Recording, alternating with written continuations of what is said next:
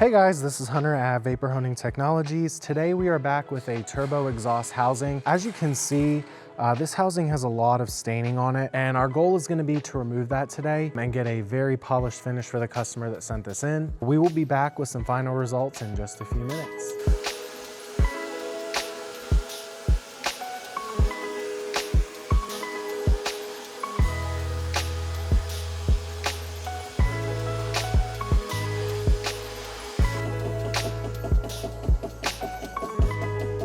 So we are back with this piece. Obviously you can see that a glass bead cleaned this up amazingly. No staining is left, no burns are left. It's polished, it's like new, but also the thing about vapor honing is this can maintain the integrity of your pieces. So these letters and numbers here, these sensitive threaded areas, it's not gonna mess any of those areas up because of the cushion of the water, keeping the media from impacting your surface and cleaning by impact. That's the huge difference.